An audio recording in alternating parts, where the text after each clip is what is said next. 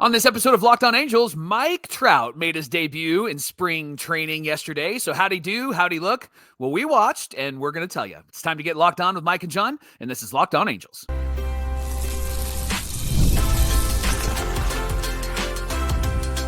You are Locked On Angels, your daily Los Angeles Angels podcast. Part of the Locked On Podcast Network, your team every day. Here for you 5 days a week. Thanks for making Locked On Angels your first listen of the day. You can find us anywhere you get your podcasts, including Apple Podcasts, Spotify, and SiriusXM by searching Locked On Angels. And if you'd like to give back to the Super Halo Bros for all the Super Halo content, here's some things that you can do. Leave us a rate and a review on Apple Podcast. If you're watching on YouTube, hit that thumbs up button. And if you're not subscribed already, please subscribe and become a Locked On Everydayer. And whether you're watching or listening, come over to YouTube and leave a comment. It's one of the best ways to get in touch with us and be a part of the conversation. Thanks for being here for this episode of Locked On Angels, where it's your team every day. You've got the Frisch Brothers here with you, a.k.a. the Super Halo Bros. My name is John, and that's my brother Mike. And my name is Mike, and that's my brother John. Mike, I'm wearing my Trash Pandas hat because we got to see so many minor league arms in the game on Monday, and we're going to talk about that in a little bit. But it is our fourth season here as the hosts of Locked On Angels. We're here every weekday, 5 days a week, Monday through Friday,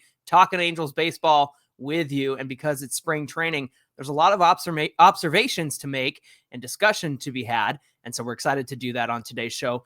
We're going to be talking about Ron Washington's ideas for the lineup and then what the defense will look like. But first, we saw the spring training debut of Kyle Hendricks and Mike Trout. Mike, let's talk about it. Yeah, it was good to see Mike Trout, of course, because all the rumors about him being lean and mean were true, right? Yeah, he looked really good. And then we Kyle helped spread Hendricks, those rumors, by the way. Right. We are TMZ for the Angels baseball community. And then Kyle Hendricks looked really good. We're going to talk about him in a second, but I do want to make this comment. This is what you want in spring training from a veteran. What he did is what you want from a veteran in spring training. And I know I got yelled at by an everydayer on yesterday's episode, like, geez, it's only been one game and cut him some slack. I get it. But I'm now running with this philosophy, John, for spring training. I'm tired of saying, well, they're still kind of figuring it out. They're still kind of doing this, especially with the ones that we've been saying that for a really long time. So if your philosophy is the Angels are going to the playoffs, my philosophy is this: no more, I'm not doing that anymore. Okay. Right. I'm not doing that anymore. That's fair. So Yeah. Why don't I got to calm down? Why don't you get us started? Okay. So let's take it from the top. This was a split squad game for the Giants. So they did not have all of their regulars in this one, but they did have Grant McCrary, who's going to probably be their center fielder. They had Marco Luciano, Mike Yastrzemski, Patrick Bailey. And so since that's the case where it's not all of the regular Giants in the lineup, what we were really watching for was, what did the Angels do well that they could control versus the score and the stats? It was great to get a win, but at the same time, we just want to know how these guys are handling their business versus how they're approaching the competition, especially when not all of the Giants regulars are there. Yes. We're also taking note of the fact of who they faced in the order. And so there are some instances where, Kyle Hendricks did face some Giants regulars, and that's a key detail that I think is important as we get going here. Mike, Kyle Hendricks got the start in this one. We had a couple of observations on his start. Why don't you start us out?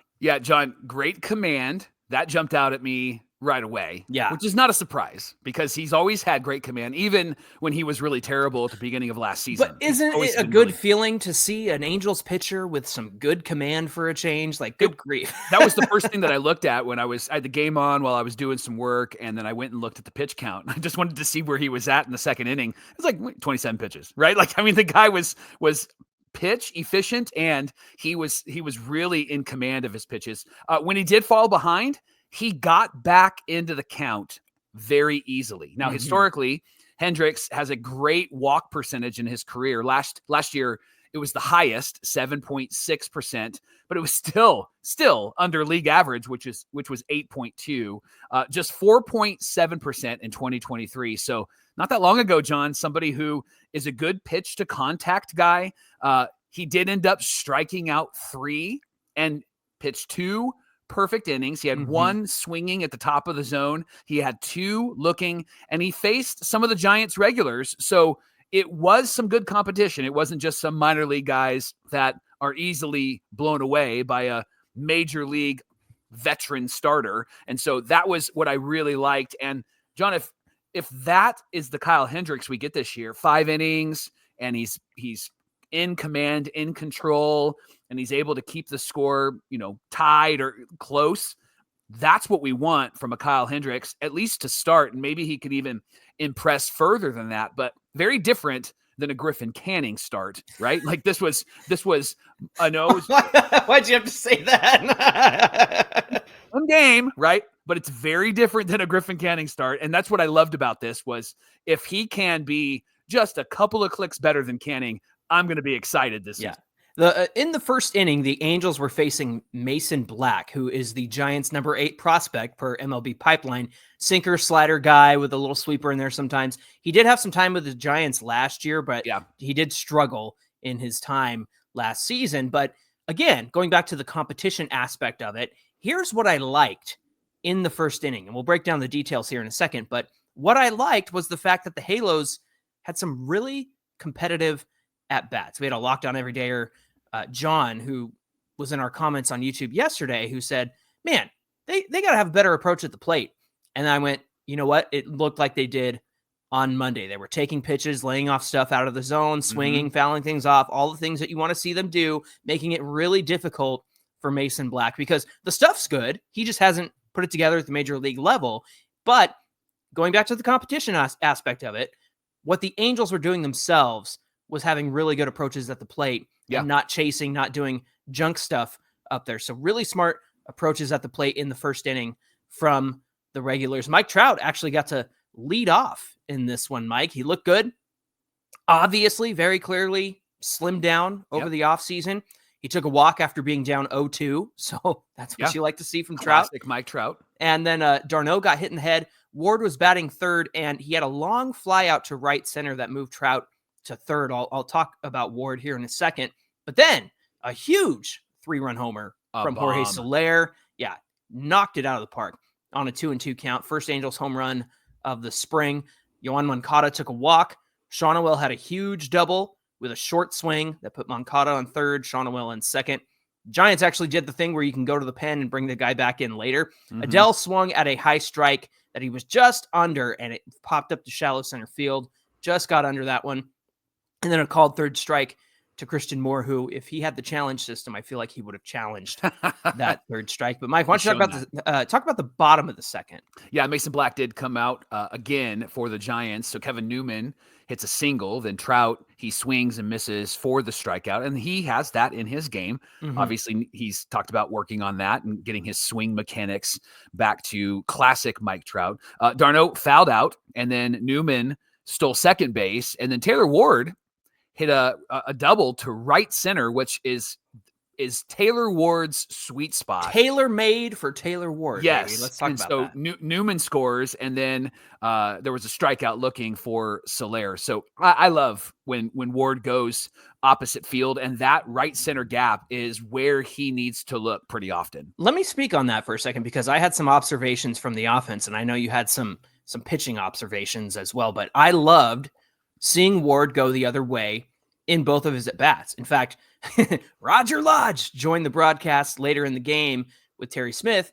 He said that Ward was actually working on that in the morning before the game. And so he took that into the game with him. And then Kevin Newman stealing second, set up Ward for that RBI double, which was great to see. How about Soler at cleaning up, clearing the bases with a 3-run home run from the fourth spot. So. I did see a great tweet yesterday that said, Soler is not an angel. He hit a home run with runners on.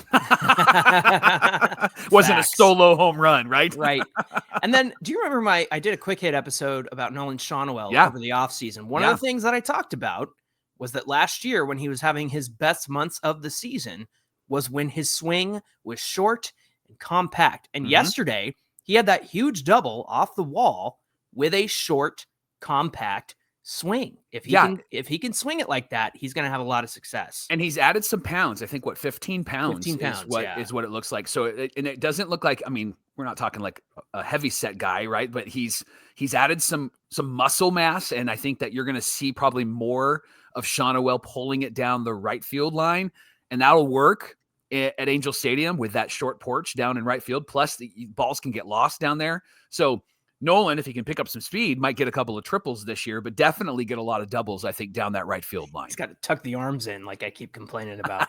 Love seeing Mike Trout back out there again, especially, like you said, classic Mike Trout going from 0-2 to a walk. And you and I used to be like, Mike, now's not the time to walk. You got to swing it. But at this point, Mike, I'll take what I can get. It's just nice to have him out there doing his thing.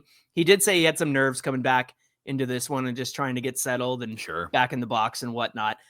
Joe Adell didn't have a hit, but Mike, he also didn't have a strikeout. And that to me was key because he was just under that fastball that was high in the zone. Then he hit one really hard right at the center fielder.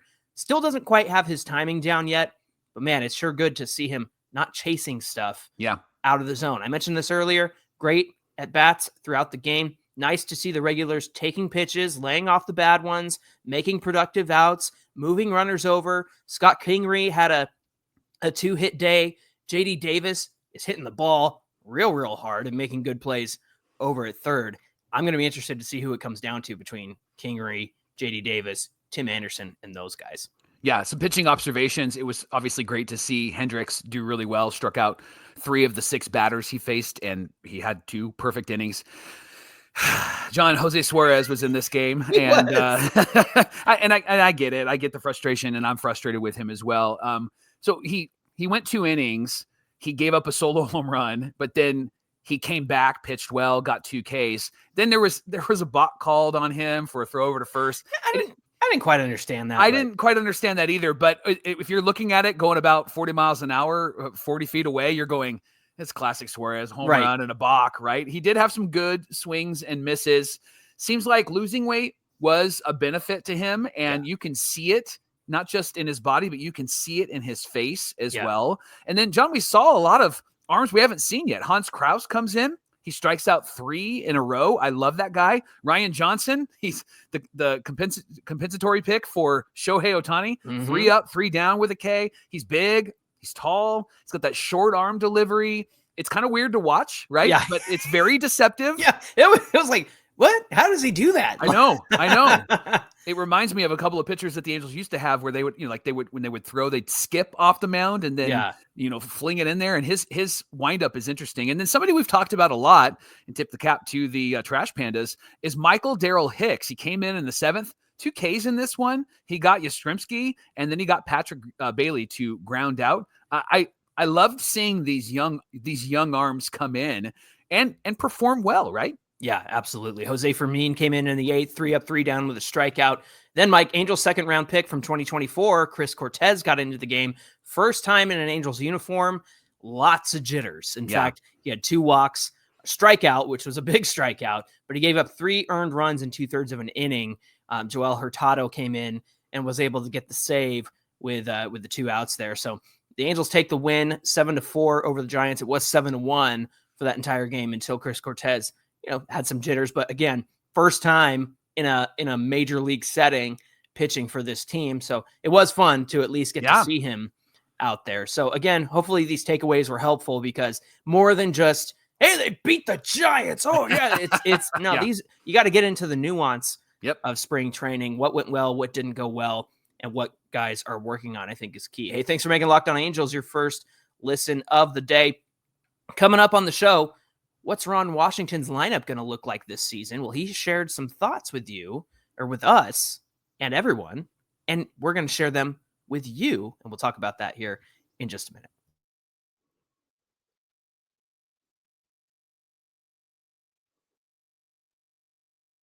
Thanks for making Locked On Angels your first listen of the day. We are a part of the Locked On Podcast Network, where it's your team every day. John's repping the shirt on the video side. Attaboy. I love those Locked On shirts and the Locked On merch. They're super great. John, let's talk about Ron Washington for a moment. He said he's eager to put his lineup together because he's got a lot of really great guys that he wants to flex on in 2025. and I like the team that they have, and I think that adding Soler is great.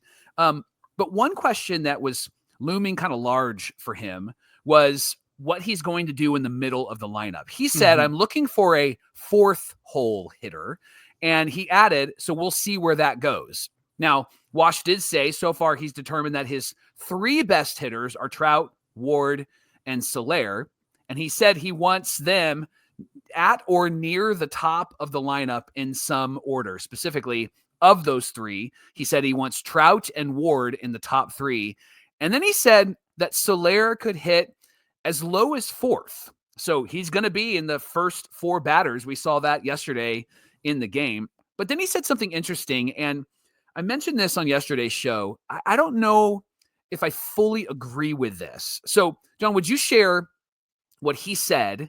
And then I want to talk about that and give you my thoughts, and then would love to hear your response to my thoughts. Yeah, he had some interesting things to say about the young guys on this team in the 3rd or 4th spots in the lineup. He said, I don't want to push those young kids in a position that's too powerful for them. I imagine he means overwhelming, right? Yeah. He added that they will say it's not, but they will say anything that doesn't make them feel like they're lacking in any way. We saw that with Ohapi. Remember, we talked about that last week. Logan's like, that spot's not, I don't struggle in that spot at all, right? And Wash was like, I don't know if he knows. Yeah. There was kind of a vet talking to the young guy going, well. I mean, I appreciate the ambition from the young guys. Yeah. But at the same time, this is kind of what you brought Ron Washington in for. Right.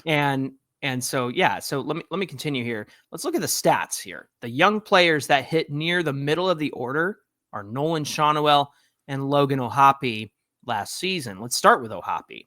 Batting 3rd last year, he had 10 games, 38 at bats. He slashed 0.53. Ouch. 163 on base, 0.53 slugging, and a 216 OPS. Now, batting 4th, he had 3 games and 13 at bats, 154 average, 154 on base, 154 slugging. That's a 308 OPS. So yeah, I would say Ron's might be right about that. Yeah. Nolan Shawnuel batting 3rd. He did that in 33 games, 119 at bats, had a 269 average, a 358 on base, 353 slugging for a 711 OPS. Oh, I want a Slurpee. It's hot today. I'm going to go get one. A 711 OPS, only 1 at bat, hitting 4th. So Hoppy struggled. Shawnuel was pretty good. 269 average, pretty good. Mike, is this a wise move by Wash to not have these guys in important spots in the lineup like 3 and 4? What do you say? You have the luxury of not putting them there right now with Trout, with Ward, but Ward's probably going to be more leadoff. And then with Soler. But I do think that if you're going to think about the future, I do think that there is a conversation to be had about giving these guys an opportunity, unless you're bringing in other guys to take those opportunities. Like I could see a Christian Moore being a middle of the lineup type of guy. I could see him being like a Ryan Sandberg, second baseman, infielder type of player. 20 home runs, 25 home runs, maybe 30, right? I could see that. But I do think that the luxury with the veterans right now makes sense, especially for this season. However, I just think that you got to give them an opportunity to develop. I think you got to give them an opportunity to prove themselves, because eventually they're going to need to hit there. And I think of guys like Lance Parrish when he was with the Halos. He was a pretty strong hitter, sometimes found himself in the middle of the lineup. I think Benji Molina wasn't always in the middle of the lineup, was in the lower half of the lineup, but was a good bat for the Halos. John, Logan Ohapi has all of the makings of being a cleanup guy, being a number 5 hitter in the order type of guy, maybe even a number 3 guy. Yeah. And so I think that you really need to consider what you're going to do with these young guys and not just say that it's just too big of a moment for them. Like that was cute last year. Yeah. But they're now sophomores, right? Right. Like this is their second year. And I think that you have to move away from, it's too powerful or it's too big or their eyes get too big. I do think that if I'm Ron Washington, I'm giving them an opportunity in spring training to flip the script and change the narrative. Yeah. And if there's anybody that I'm choosing to be in the middle of this lineup, John, I'm choosing Logan Ohapi, because Logan seems like he's got all of the abilities and skills and will to do what we need him to do in the middle of this lineup. Again, I'll caveat it all with you have the luxury of some of these big veterans, strong guys, Trout and Soler. I don't think that it's pressing or urgent to try to get O'Hoppe and some of those guys in the middle of this lineup. But I do think that they need opportunities to develop. So that's where I would push back on some of Ron Washington's thought process on lineup construction. What are your thoughts on my thoughts about Ron's thoughts? Yeah, I pulled up the 3 potential lineups we discussed last Friday, the best spot in the order version, the analytical version, the 1 through 10 version. And I'm noticing that, in the analytical lineup, there's Nolan Shawnuel at cleanup. And he's following Taylor Ward, Mike Trout, and Jorge Soler, who Ron Washington said he wanted in the top 3. And Shawnuel's not your typical power cleanup guy, but he's a guy who keeps the line moving. He's a guy who can take the walk. He's a guy who's going to get you a base hit so that Taylor Ward, Trout, or Soler can score when they're on base, right? Yeah. And so to not be a rally killer, I think is an important part of the conversation.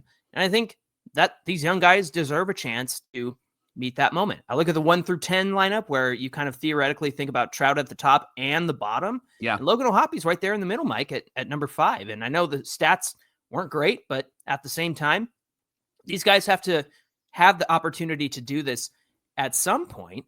And even, considering the other day, Logan O'Hoppe, and I know Darno was there yesterday in the second spot, but Logan O'Hoppe was in the second spot. And you and I both went, I kind of like that. Yeah. Mm-hmm. And I know that's not the pressure spots that Ron Washington is talking about, but at the same time, it's still a top part of the order. Yeah. And if you've got that 1 through 3 established in your mind with your best hitters being Ward, Trout, and Soler, I kind of disagree. I think that you have more hitters than just those 3. They're all great hitters, but I think you have more than just those 3. Right. So yeah, I'm kind of with you on that. I will say that Wash added that Zach Neto flourished when he put him in the number 2 spot late in the season. He did. Wash said right now he sees Neto hitting 5th or 6th, which when we looked at the best spot in the order version of the lineup, Neto was actually more successful around 8. Yeah. And I know that he's one of the better, more well-rounded hitters on the team, but historically, he's really thrived from that 8 spot. I just feel like you said, it was cute last year. They're all freshmen, and now they're in their second full season. I think you give them the opportunity. I think you give them the chance, and you're operating not out of a need or a necessity because, when you had Zach Neto down at 8, it was like, yeah, you kind of had the luxury to have him down there, and also he's new, but he stepped up, and he's showing what he's able to do when he comes back. I think that the other young guys have the same opportunity to show up and show out if they're given that opportunity. I understand not wanting to overwhelm them in the moment, but at the same time, when we talk about this team and the progress that we want to see them make, I think having them in key spots is crucial to their future. And maybe it's not right now. Maybe it is in 3 months, right? But at the end of the day, like you said, we got to put these guys in crucial spots because how are they going to learn? How are they ever going to understand and meet the moment? Well, you got to put them in those spots to figure out if they can meet the moment and help them grow into players who also can meet the moment.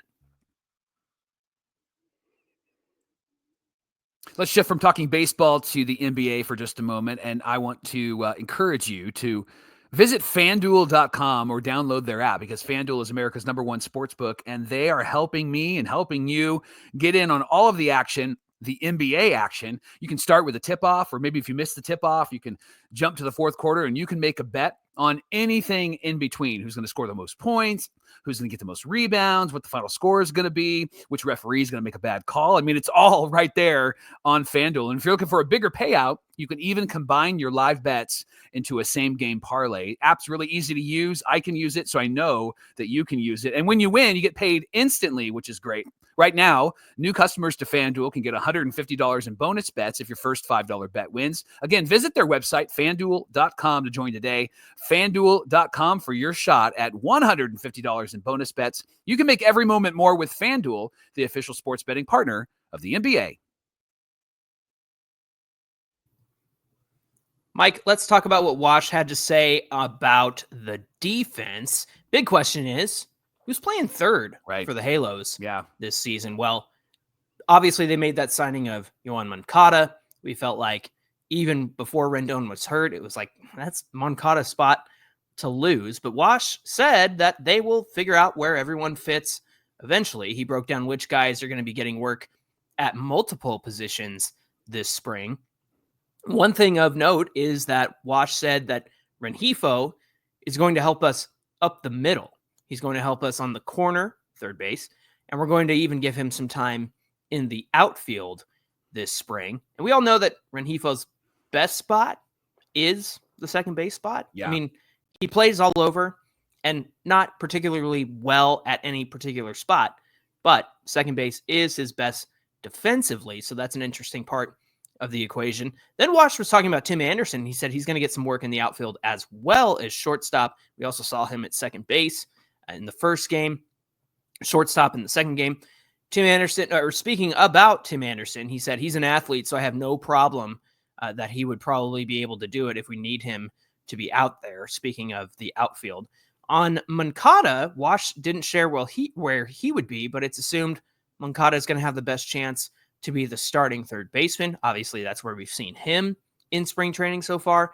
And then he said they'll have a quite the discussion about Christian Moore, because we're also going to be talking about Christian Moore because there's talk of him getting some time at third base and potentially working that out over spring training as well. Yeah, on Trout, Wash did say that he isn't going to have him play in the field every single day. Trout's going to get some time at designated hitter, which then brought up Jorge Soler. And he said that Soler's mostly going to DH, but he added that he still wants him to work on being in the outfield this spring, and he expects to see him on the field from time to time. On Soler, he said he might get like 10 games all season long in the outfield, but he will have to be out there at some point because of the roster, or the schedule might say so. Somebody might go down, somebody might be hurt, and we don't have a choice. So he wants him to get some reps out there. And then he spoke about the center field position, John. Jo Adell, Mickey Moniak, both battling for that. Wash did say that they're both are going to play a little bit of all three positions. He wants them to be well-rounded. And he said that their roles are going to be solidified as spring progresses and things start to sort themselves out. He said one thing that is certain about the outfield is that Taylor Ward is going to play left field. Mm-hmm. And he also said, now that's not saying that he might not move to center for a game because of the way things work out, or maybe play right field for a game because I got to put him out there, and that's just how it's going to work. I found that interesting, the comments about kind of the flexibility of the outfield. Now, there's no surprises. We kind of knew all of these things before Wash said all of these things. But John, got me thinking, which infielder, which outfielder do you think is the easiest to move around the diamond, and you're not going to be like, we're putting him there, right? Yeah. So what names come to mind when you think about infield, and what names come to mind when you think about the outfield? When I think about the infield, obviously, I think it is Luis Rengifo, his ability to play third, shortstop, and second base. And again, decently, not great. He's not elite, but he is the most flexible infielder on this roster, being able to play those three positions. Haven't seen him at first base in his career, so I don't know if that's an option. Maybe in a pinch if something were to go horribly wrong.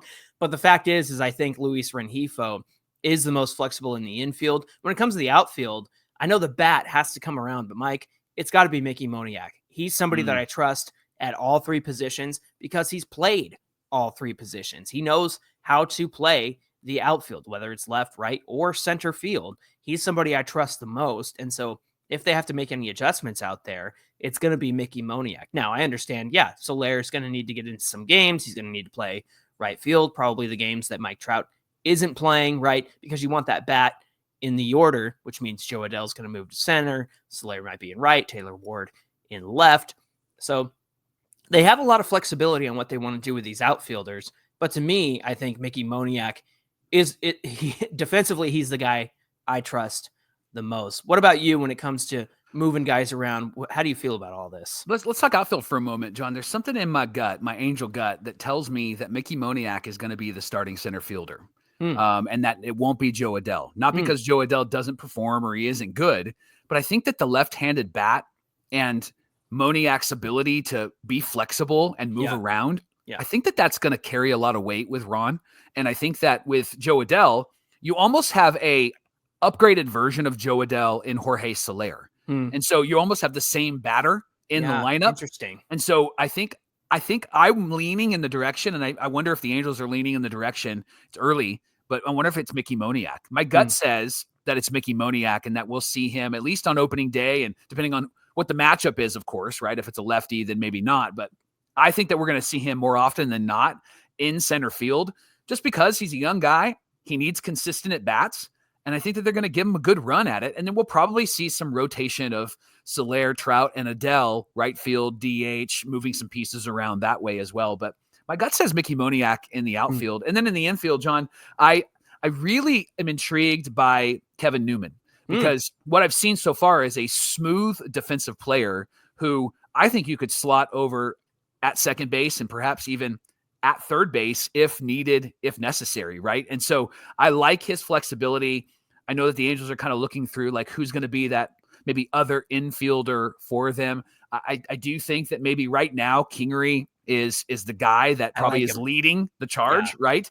Because he can play multiple positions and he can play outfield. With Tim Anderson, you're getting a guy that you have to teach a couple of other positions, like outfield positions, and wasn't great at second base, wasn't great at shortstop. And so I wonder if Kingery is the guy they're kind of leaning in the direction of. I felt that first game when I saw that. I'm like, I think it might be him over J.D. Davis and Tim Anderson.